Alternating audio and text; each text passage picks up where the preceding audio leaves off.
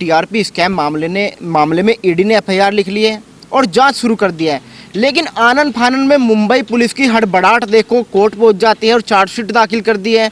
और जो कपिल सिब्बल जी है वो कह रहे हैं कि जो पूरा का पूरा मामला है इस पर रिपोर्टिंग नहीं होनी चाहिए। अब सवाल ये भी है, अगर पुख्ता सबूत है तो परमवीर सिंह इतने बौखलाए हुए क्यों हैं? आज ये राजनीतिक एक पॉलिटिकल वेंडेटा की ही तो, एक बदले की भावना की ही तो कार्रवाई है। आप बताइए 1400 पन्नों की चार्जशीट फाइल हुई है और उसके अंदर इतने फ्लॉज हैं कि मुंबई पुलिस अपना ही मजाक बनवाता हुआ दिख रही है। आज बताया जा रहा है कि वो हंसा रिसर्च की जो एफआईआर है उसी को आधार बनाकर उसके ऊपर जो है ये पूरी की पूरी कार्रवाई की इबारत लिखी गई। और हंसा रिसर्च की जो एफआईआर है उसमें सबसे पहला नाम इंडिया टुडे का आया था और इंडिया टुडे को बार्क ने 5 लाख रुपए का जो है जुर्माना लगाया था कि आप टीआरपी में जो है ऊपर नीचे कर रहे हैं। परंतु महाराष्ट्र की पुलिस और महाराष्ट्र की सरकार जो है बड़ी तन्मयता से कुछ चीज़ें खोज रही थी कि जहां पर जो है रिपब्लिक भारत को फंसाया जा सके, अर्नब गोस्वामी को फंसाया जा सके। तो इनको जैसे जो है कोई ऐसा बहुत बड़ा मामला मिल गया हो। हंसा रिसर्च की एफआईआर में 6 बार नाम इंडिया टुडे का लिखा है और उसके बाद एक मुंबई पुलिस का जो कमिश्नर है वो जो है एक राजनीतिक आदमी की तरह जो है एक पॉलिटिकल वेंडेटा के तहत एक प्रेस कॉन्फ्रेंस बुलाते हैं। जिसका नाम है उसके बारे में बात नहीं करते, पर जिसका नाम नहीं है उसके बारे में ज़बरदस्ती जो है एक पूरा का पूरा कार्यक्रम बनाते हैं, इस प्रकार से खबर चलाते हैं। और आज जो है उसके ऊपर आधार बनाकर 1400 पन्नों की जो है एफआईआर दर्ज करा दी गई। एक चार्जशीट फाइल कर दी गई। 1400 पन्नों की चार्जशीट में एक चीज़ बड़ी जो है प्रमुखता से छापी गई है कि ट्राई के नियमों का उल्लंघन पाया गया है रिपब्लिक भारत के जो भी रिपब्लिक अपना टीआरपी के लिए कर रही है। आज देश जानना चाहता है परमवीर सिंह जी आपसे, यदि रिपब्लिक भारत या अर्नब गोस्वामी ट्राई के कोई नियमों का उल्लंघन कर रहा है, मान लेते हैं, क्या ट्राई ने आपको अप्रोच किया है या ट्राई ने आपको कोई एप्लीकेशन भेजी है या आपको डायरेक्ट किया है कि आप जो है ऐसा ऐसा हो रहा है और ऐसे ऐसे कार्रवाई करें? तो ये कहीं ना कहीं अपने आप का ही मखौल बनाने वाला काम जो है मुंबई के पुलिस कमिश्नर कर रहे हैं। एफआईआर में इंडिया टुडे का नाम था, वो क्यों गायब कर दिया जाता है?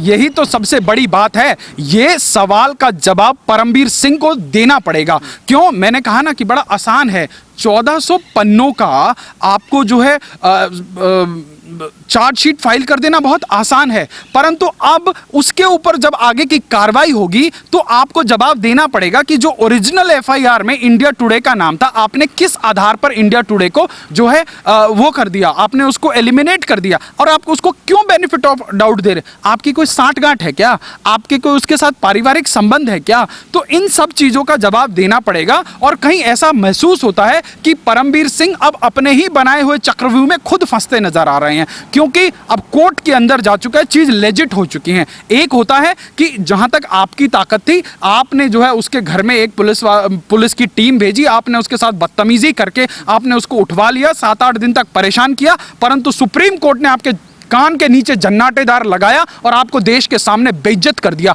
कि आप खाकी वर्दी का जो है सम्मान नहीं कर पा रहे, आप अपने कर्तव्यों का निर्वहन नहीं कर पा रहे, आप उस पद पर बैठने लायक नहीं है। ये सुप्रीम कोर्ट ने जो ऑब्जर्वेशन दी है वो चीख चीख कर इसी तरफ इशारा करती हैं कि आप एक राजनीतिक पार्टी के नौकर बन गए हैं। आप जनता के नौकर की तरह नहीं, आप राजनीतिक पार्टी के एजेंट की तरह बिहेव कर रहे हैं। और उसके बाद आज जब आपने आनन फानन में 1400 पन्नों की चार्जशीट फाइनल करी है ना, तो अब आपको सब चीज का जवाब देना पड़ेगा, क्योंकि कानून तो सबूत मांगता है। और सबूत कहां तक देंगे आप और कहां तक आप मैन्युफैक्चर करेंगे सबूत? तो सच को जो है सांच को आंच नहीं। और ये जो अपने करियर में जिस महाराष्ट्र की पुलिस को, मुंबई की पुलिस को दाऊद के खिलाफ कार्रवाई करनी चाहिए थी, वहां भिंडी बाजार में उसका बहुत बड़ा आलीशान जो है बिल्डिंग मुंह चिढ़ाता है वहां के प्रदेश की सरकार को, और वो बीएमसी की फाइल कहीं जो है धूल फांक रही होगी। बीएमसी की इतनी हिम्मत नहीं हुई कि जो बीएमसी की चेयरपर्सन कंगना रनौत का मुंह तोड़ देने की धमकी देते थे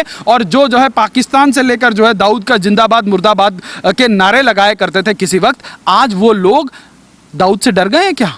अगर इतनी मर्दानगी दिखाने का शौक है ना संजय राउत, तो जाओ जरा मर्दानगी दिखाओ, क्योंकि संजय राउत ने नया नया पोर्टफोलियो संभाला है। वो देश के अंदर मर्दानगी जांचने का नया डिपार्टमेंट खोले बैठे हैं। अभी उन्होंने बयान दिया परसों कि जो उनके प्रताप सरनाईक के गैर मौजूदगी में उनके घर में जो ईडी का छापा पड़ा है वो नामर्दगी से भरा हुआ कारनामा है। तो देश की जनता जानना चाहती है 24 घंटे से भी कम समय में नोटिस देकर जो आपने कंगना रनौत के ऊपर जो कार्रवाई करी थी वो कौन सी मर्दानगी थी संजय राउत?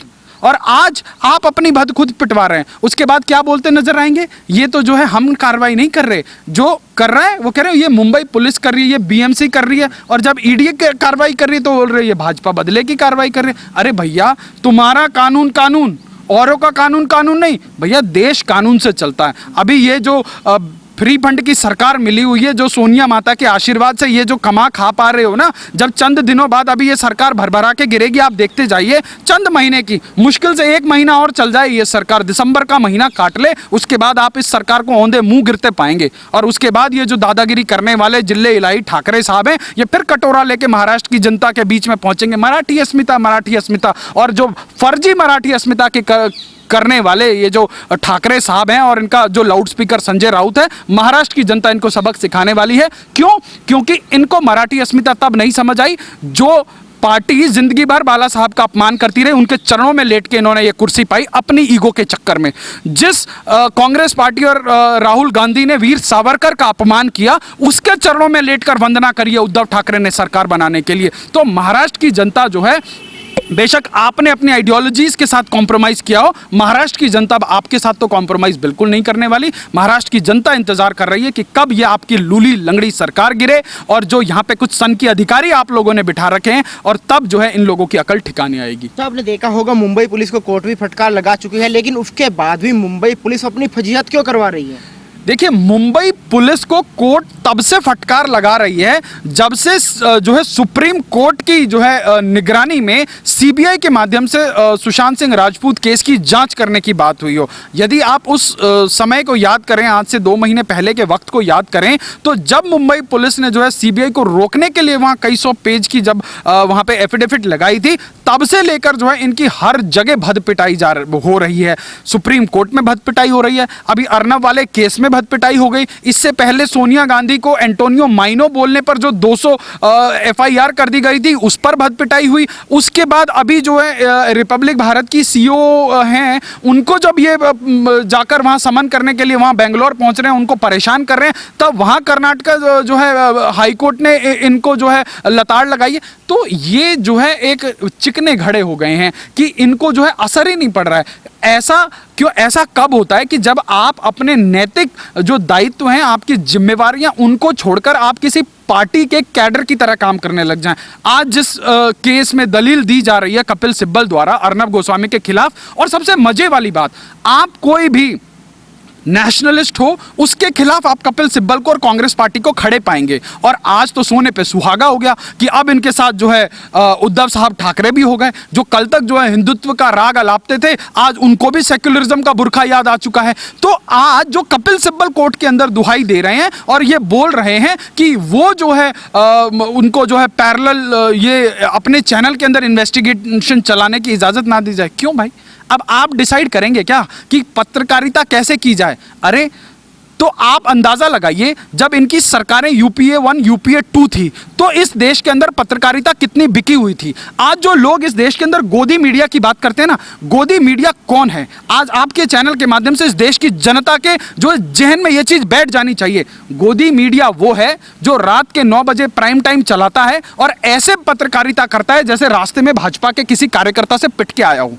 गोदी मीडिया वो है जो देश के प्रधानमंत्री के खिलाफ, देश के गृह मंत्री के खिलाफ, यूपी के मुख्यमंत्री के खिलाफ फेक न्यूज चलाता है और उसके बाद फेक न्यूज प्रमाणित होने के बाद भी माफी नहीं मांगता। गोदी मीडिया कौन है? जो अवसाद से ग्रसित है और देश के ही खिलाफ, अपने ही देश के खिलाफ झूठी खबरें चलाता है, अपने ही देश के प्रधानमंत्री के खिलाफ, अपने ही देश की सेना के खिलाफ जो है बदजुबानी करता है। गोदी मीडिया वही तो है जो एंटोनियो माइनो के इशारों पर पत्रकारिता करता है। गोदी मीडिया कौन है? जो राहुल गांधी, प्रियंका वाड्रा और स्वर्गीय अहमद पटेल के इशारों पर जो है प्राइम टाइम चलाता है और कांग्रेस पार्टी से सवाल नहीं पूछता। तो आज बड़ा आसान हो गया गोदी मीडिया बोल देना। गोदी मीडिया की असलियत आज देश की जनता के बीच में जानी चाहिए।